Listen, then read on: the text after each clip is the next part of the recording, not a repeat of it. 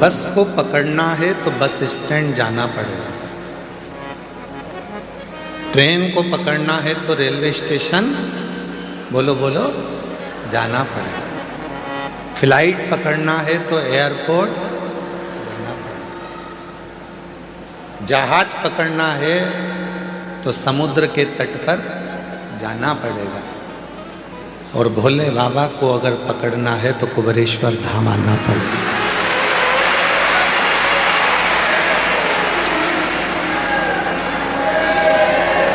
बारह ज्योतिर्लिंग का, ये 12 ज्योतिर्लिंग के मध्य में विराजमान ये वो कुबेरेश्वर बाबा की धरा है, ये वो कुबेरेश्वर बाबा की भूमि है, कुबेर भंडारी की वो धरा है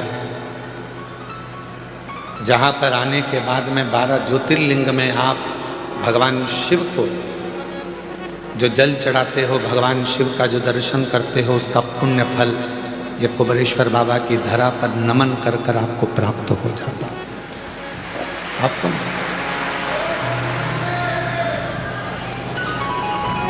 अब यहां रहकर करना क्या क्या है?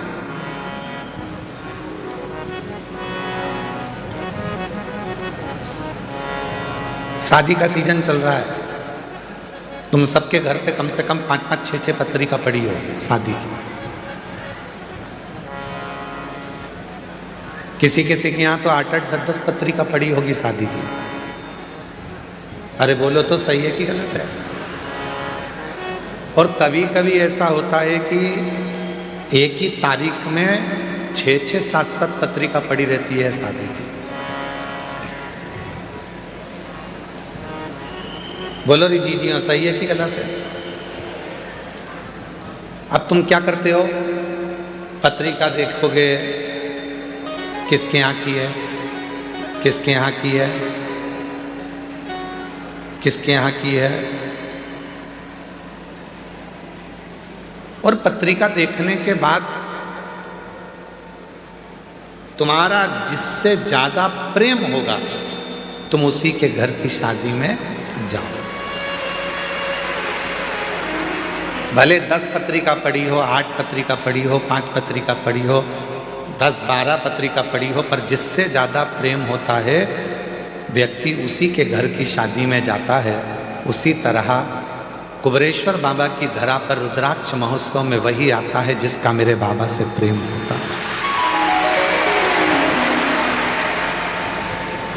बाबा जिसको प्रेम कर लिया, आपने बाबा से स्नेह करा, आपने बाबा से प्रेम करा, पर बाबा भी तो आपसे प्रेम करे।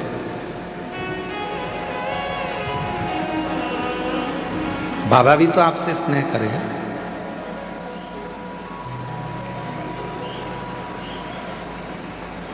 तो जितने ये लाखों की संख्या में जो शिव भक्त बैठे हैं, 1 पंडाल, 2 पंडाल, 3 पंडाल, 4 पंडाल, 5 पंडाल, पीछे के 3 पंडाल, जितने जितने पंडाल में आप लोग बैठे हुए हो, आप सब ध्यान रखना, आप बाबा को कितना चाहते हो ये नहीं मालूम, पर आपको देखकर ऐसा लगता है कि मेरा भोले बाबा आपको बहुत चाहता है, आपको बड़ा स्नेह।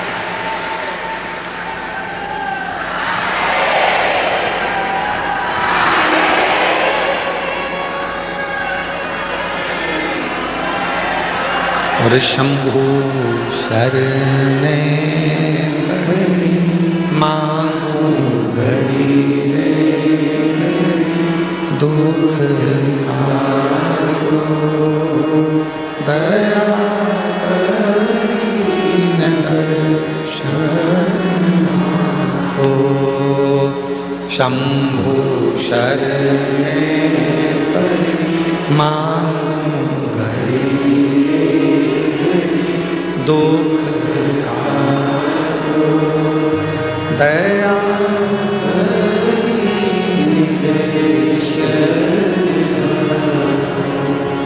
शिव आपसे प्रेम करते हैं, भगवान ओघड़दानी आपसे स्नेह करते हैं।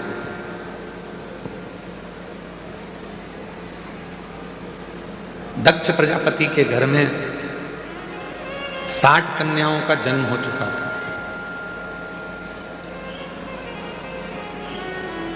राजा दक्ष प्रजापति के घर में जब 60 लड़कियों का जन्म हो गया, 60 कन्याओं का जन्म हो गया, 60 कन्या के जन्म के बाद भी दक्ष प्रजापति ने भगवान माँ जगतजननी दुर्गा भवानी से प्रार्थना कर कर एक कन्या को और मांगा।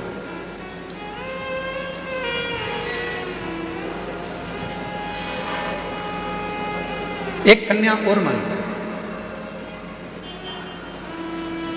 माँ दुर्गा भवानी ने पूछा, ए दक्ष प्रजापति, तेरे घर में 60 लड़कियों का जन्म हो चुका है और तू एक लड़की और मांग रहा है, बेटी मांग रहा है।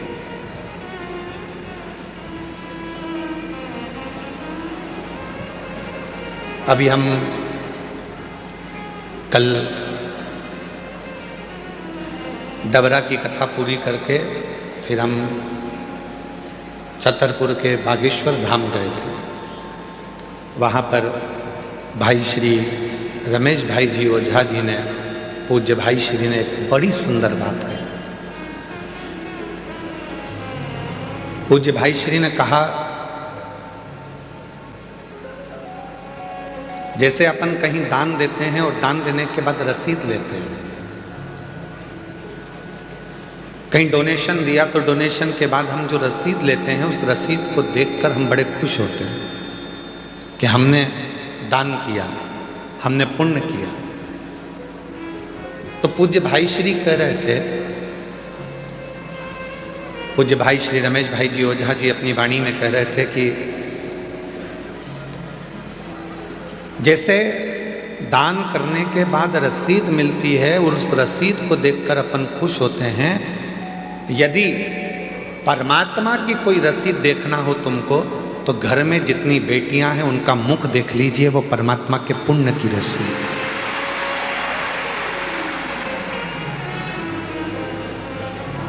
वो परमात्मा के पुण्य की रसीद है। घर में यदि एक बेटी का जन्म हो जाए तो समझ लेना कि उस भोलेनाथ ने तुम्हारे घर में एक रसीद सिग्नेचर कर कर दे दी है। ये रसीद ही कन्यादान करने के बाद तुम्हें पार लगा देगी, वो रसीद।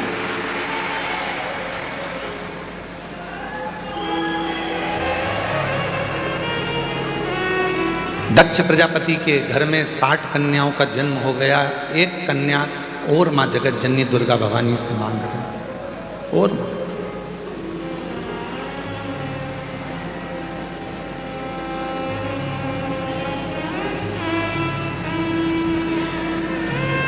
हे माँ जगतजननी दुर्गा भवानी, माँ हमारे घर में एक लड़की और हो जा, एक बेटी और जन्म ले ले, एक बेटी का जन्म और हो जा।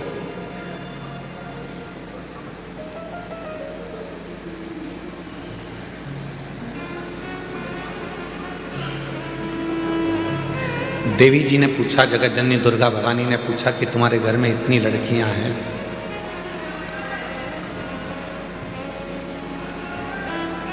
पीछे की आवाज का ध्यान दे, तुम्हारे घर में इतनी बेटियां हैं, तुम्हारे घर में इतनी लड़कियां हैं, तो तुम्हें और लड़की की क्या जरूरत?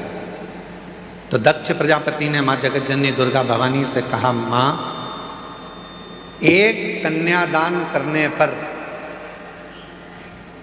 हजारों अश्वमेध यज्ञ का फल प्राप्त हो जाता है, 2 कन्यादान करने पर सोम यज्ञ का फल प्राप्त हो जाता है, 3 कन्यादान करने पर इंद्र का सिंहासन प्राप्त हो जाता है, 4 कन्यादान करने पर हमें सर्वोत्तम यज्ञ का फल प्राप्त हो जाता है, और जब हाथ से प्रति समय पर 1 कन्या का यदि कन्यादान होता है तो हमारा वैकुंठ में निवास हो जाता है। ये शिव तत्व,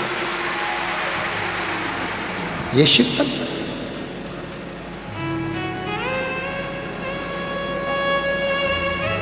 एक बेटी और दे दो। और दक्ष प्रजापति के घर में माँ जगतजननी दुर्गा भवानी ने कहा कि बेटी ढूंढने के लिए कहाँ जाऊंगी या बेटी को खोजने के लिए कहाँ जाऊंगी, इसलिए मैं खुद तुम्हारे घर में, माँ जगतजननी कहती हैं कि बेटी बनकर तेरे घर में आऊंगी, स्वयं तेरे घर में आऊंगी।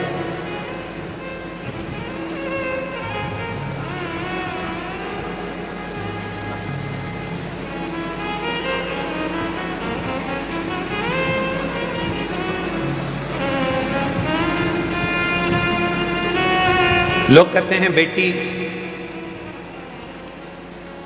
घर में जन्म ले ली। यहाँ हमारे जजमान परिवार में ठकराल परिवार बैठा हुआ है। वो ठकराल परिवार दिल्ली से।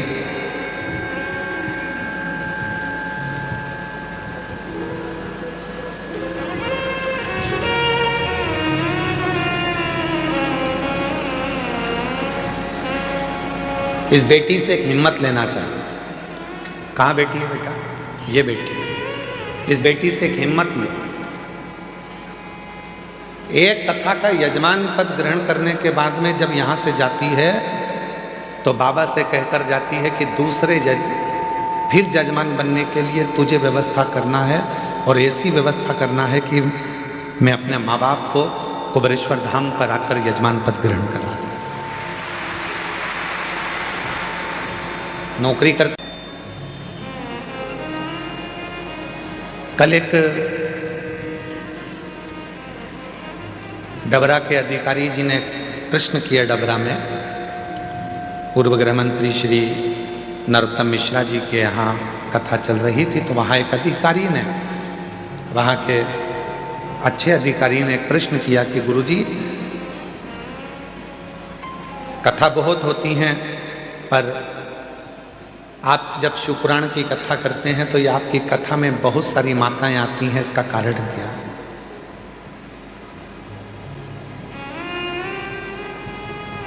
इसका कारण क्या है? हमने कहा इसका केवल एक कारण है, ये हमको सुनने के लिए नहीं आती है। ये जब भी कथा के पंडाल में आती हैं तो ये सोचकर आती हैं कि मेरा भोले बाबा कुछ कहने वाला है, शंकर जी कुछ कहने वाले हैं, और शिव जी उस कथा को कहेंगे और मैं उस कथा को सुनूंगी, और जो वाणी निकलेगी वो मेरे लिए कल्याणप्रद होगी, वो मेरे लिए।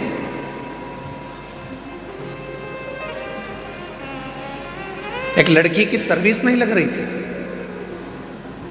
एक माँ बाप पत्र है,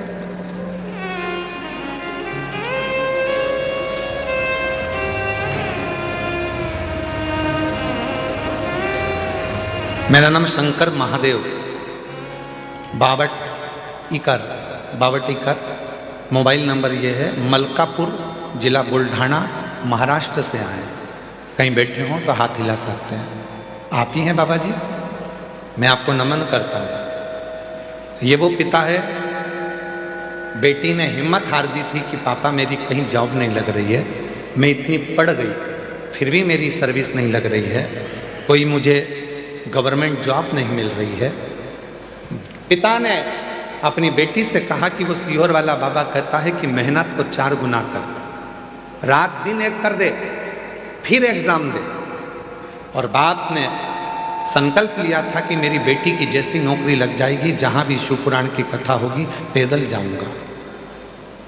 यवतमाल महाराष्ट्र से जैसे ही बेटी की सरकारी नौकरी लगी और वह बाप पैदल चलकर यवतमाल महाराष्ट्र से यहां पहुंचा है। आओ बाबा जी, आ जाओ, आप आ जाइए। मलकापुर जिला बुल्ढाना महाराष्ट्र से पैदल चलकर आए, और आज से नहीं निकले हैं, कम से कम 10 दिन 15 दिन पहले के निकले हैं। धीरे धीरे धीरे धीरे शिव का नाम लेते लेते, शंकर का गुणगान करते करते करते करते यहां तक पहुंचे। विश्वास,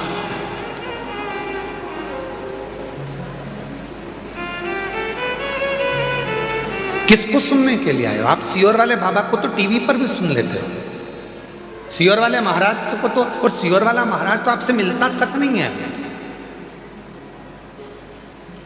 इसीलिए आप लोग कथा के मंडप में भी आते हो, कुबेरेश्वर धाम पर आरती होती है तो उसमें सम्मिलित हो जाते हो कि किसी ना किसी रूप में दृष्टि तो पड़ जाएगी, मिल तो जाएंगे, देख तो लेंगे। और दया की ना होती जो आदत तुम्हारी, तो सुनी ही रहती अदालत तुम्हारी। जो गरीबों के दिल में दया तुम ना पाते, तो किस दिल में होती इबादत तुम्हारी। ये तो उसकी कृपा है, ये उसकी करुणा है, ये उसकी दया है।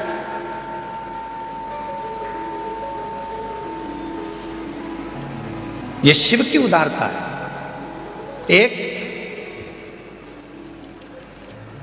बेटी तुम्हारे घर में यदि है और उस परमात्मा से कहना, और फिर निवेदन करूं मेरी जीजियों, बेटे के जन्मदिन पर तुम फटाके फोड़ो चाहे ना फोड़ो, बेटे के जन्मदिन पर तुम नगाड़े बजाओ चाहे ना बजाओ, पर बेटी तुम्हारे घर में जन्म ले तो उस दिन खूब खुशियां मनाना कि मेरे घर में मेरे परमात्मा ने एक बेटी को भेज दिया।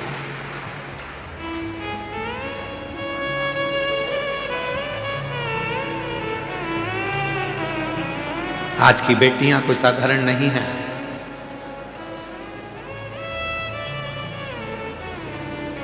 जो भारत की भूमि के लिए तत्पर आगे बढ़कर मिसाइलों को दागती है, और भारत की एक बेटी पूरे पाकिस्तान को हिलाकर आ जाती है, ये वो भारत की भूमि है। ये वो भारत की भूमि है जिस भारत की भूमि पर बेटियों का सम्मान है, जिस भारत की भूमि पर बेटियों का आदर है, जिस भारत की भूमि पर बेटी को कन्या रूपी रतन कहा जाता है, जिस भारत की भूमि पर बेटी को हमारे यहाँ एक माणिक रतन कहा जाता है, जिस भारत की भूमि पर बेटी को सम्मानता का भाव दिया जाता है, ये वो भारत की भूमि है।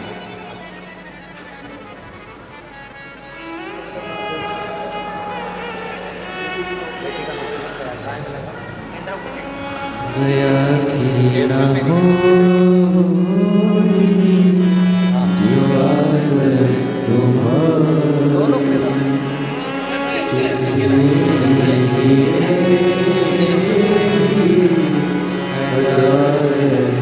इस पिता के लिए जोरदार ताली बजाओ।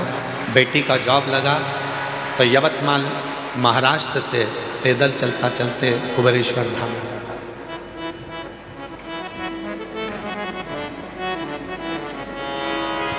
और कितनी बेटियां बैठी हैं यहाँ पर ढेरों। जितनी बुजुर्ग माँ हैं वो भी किसी ना किसी की बेटी हैं, जो युवान माताएं बैठी हैं वो भी बेटी हैं, और जो मेरी छोटी छोटी कन्या बैठी हैं वो भी बेटी हैं। कितनी बेटी?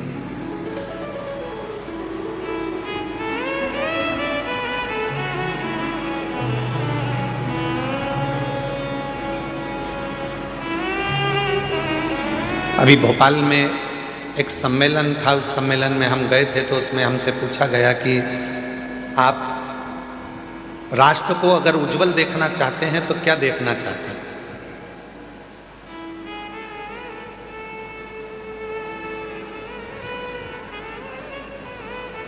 एक कार्यक्रम था, उसमें हमसे पूछा राष्ट्र को आप उज्जवल देखना चाहते हैं तो क्या देखना चाहते हैं? तो हमने कहा हम ये देखना चाहते हैं, अभी तक नारा था बेटी पढ़ाओ बेटी बढ़ाओ, हमसे कोई पूछे तो हम भी एक नारा देना चाहते हैं, बहू पढ़ाओ और देश बचाओ। कोई हमसे पूछे तो एक नारा हम भी देंगे कि जैसे तुम बेटी को पढ़ा रहे हो, जैसे बेटी के लिए तुम अपनी जान दे रहे हो, वैसे बहू को भी अपने घर में आने के बाद उसकी इच्छा पूछो, बेटा पढ़ना है, आगे बढ़ना है, तुझे कुछ करना है। जैसे बेटी के लिए हम तत्पर हैं, वैसे बहू के लिए भी तत्पर। बहू के लिए, वो भी तो बेटी है हमारी। एक सुंदर चरित्र है अशोक सुंदरी का। अशोक सुंदरी जी की उम्र थी 9 वर्ष। भगवान शंकर मां पार्वती की सुपुत्री अशोक सुंदरी 9 वर्ष की थी। काशी में भ्रमण कर रही थी क्योंकि काशी उनको प्रिय था।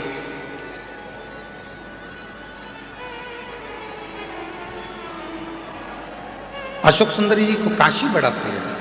काशी में रह रही थी, काशी में भ्रमण कर रही थी, और भ्रमण करते करते काशी की धरा पर अशोक सुंदरी एक दिन बाबा विश्वनाथ जी के पास में पहुंच गए, अपने पिताजी के पास। जब जाकर देखा तो पिताजी तो तप साधना में लीन थे। अशोक सुंदरी ने देखा कि पिताजी तो तप साधना में लीन है, अब मैं किसके पास जाऊं? तो अशोक सुंदरी फिर दौड़ लगाई, अपनी मां को खोजने लगी, माता पार्वती। उस समय पर मां जगतजननी जगदम्बा अंबा माता पार्वती मैया असुरों का संहार करने के लिए गई थी। मां जगतजननी को ढूंढ, पार्वती जी मिलती नहीं। अशोक सुंदरी आखिरी में ढूंढते ढूंढते श्री गणेश जी महाराज के पास में गई, गणेश जी भी नहीं मिले। षडानंद कार्तिकेय जी के पास गई, षडानंद कार्तिकेय भी नहीं मिले।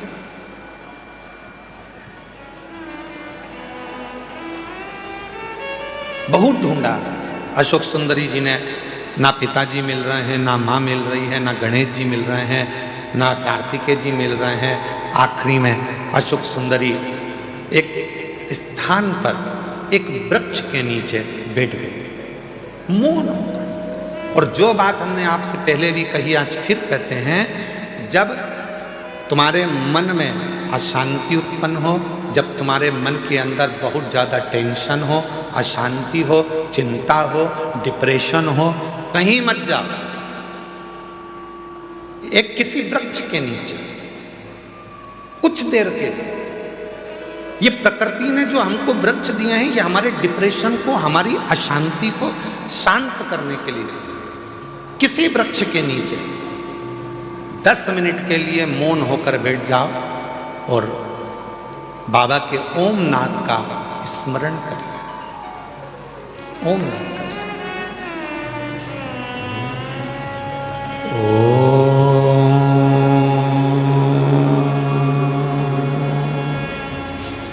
जब हम ओम नाथ का स्मरण करते हैं किसी वृक्ष के नीचे बैठकर, तो प्रकृति के देव भगवान देवाधिदेव महादेव हमारे ऊपर दृष्टि देते हैं, हमें देखते हैं।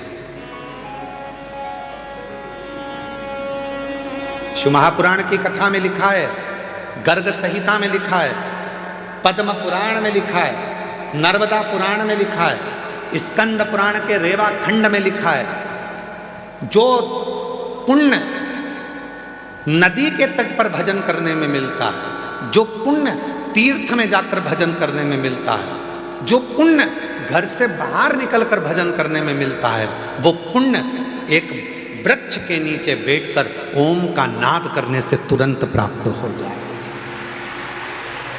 वो पुण्य प्राप्त होगा।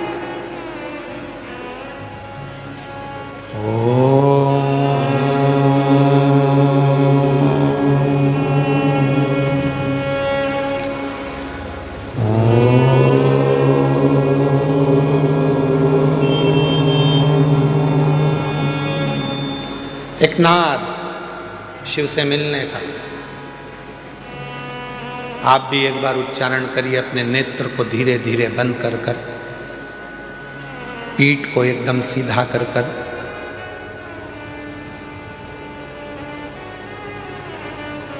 दोनों भुकुटियों का स्मरण मध्य बिंदु में कर कर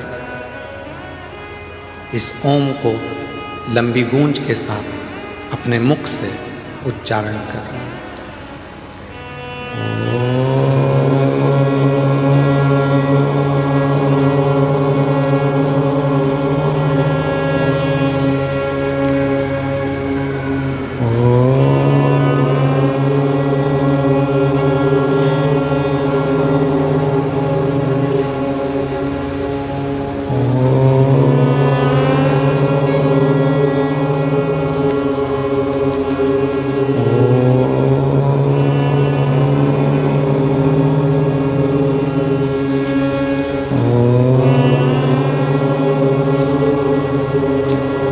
धीरे धीरे नेत्रों को खोलिए, स्मरण करिए देवाधिदेव महादेव के किसी वृक्ष के नीचे बैठकर शिव हमको देख रहे हैं और हम उस शिव को महसूस कर रहे हैं।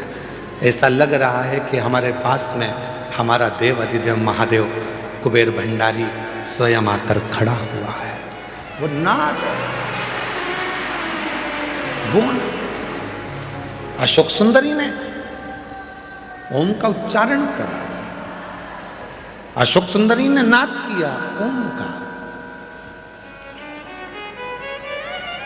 शिव पुराण की विद्येश्वर संहिता कहती है, स्कंद पुराण का रेवा खंड कहता है, किसी वृक्ष के नीचे बैठकर जब हम लंबी श्वास लेकर ओम का उच्चारण करते हैं तो महादेव हमको देखते जरूर हैं। और वही हुआ। जैसे ही अशोक सुंदरी ने काशी में बैठकर ओम नाद करना प्रारंभ करा, शिव जी की दृष्टि पड़ी तो इतने में भगवान शंकर तो तप में